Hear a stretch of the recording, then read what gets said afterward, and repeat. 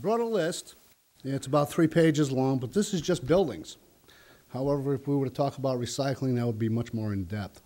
But we're actually looking to drive the recycling rate into schools and to town buildings from 3% up to 45%. Dan hinted on the High Rock School, the newest school coming online, and how energy efficient it's going to be.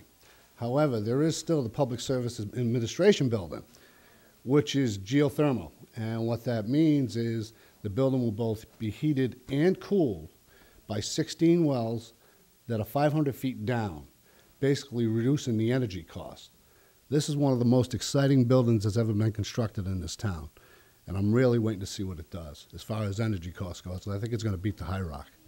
Also at the High Rock, we're installing a 2-kilowatt photo array up on the roof. The array was funded through a program run by the Massachusetts Technology Collaborative that the town signed up for in 2007. This program was granted by the town of Needham. A solar panel array of 150 residents were able to offset their electricity consumption through contributions to the New England Wind Fund. This program was prompted by the League of Women Voters and the Green Needham Collaborative. So hats off to you, fantastic job. Additionally, the town and Green Needham are in the process of looking to gain approval to install a meteorological tower up on top of the landfill. The purpose of this tower is to measure the wind speed at the landfill to determine if there is enough available wind to support a turbine. The town has just recently publicly advertised an RFP for demand response. This will allow the town to receive payments during a demand response event by utilizing 2 of the bigger town generators and actually receiving payments. This program reduces the need to construct new power plants. Now, in reference to demand response, I know a lot of people aren't familiar with it, but the town has a couple of large generators, one at the high school, one at the water treatment facility. And with the demand response program, when the energy need is very high, like in the summertime, when the temperature's been running hot for a long time, these generators will fire up and basically take the load off the grid. The town is also looking to get involved in energy performance contracting. This will entail advertising for an RFQ for an energy consultant to perform energy audits on a number of buildings throughout town. The results of these energy audits will allow the town to make decisions about energy improvements that can be made, which will be paid for by the energy savings over time. This is enabled by Massachusetts general law.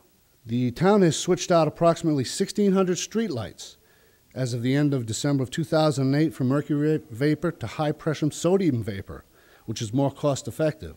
They're also going to do a follow-up study to see if some of this lighting can be removed.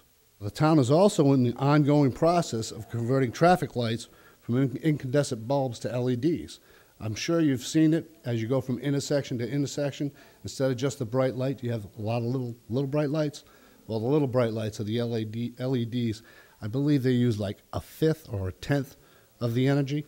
And last but not least, the town and the school department are collaborating to roll out an energy initiative this summer in an effort to decrease energy consumption by 5% across town.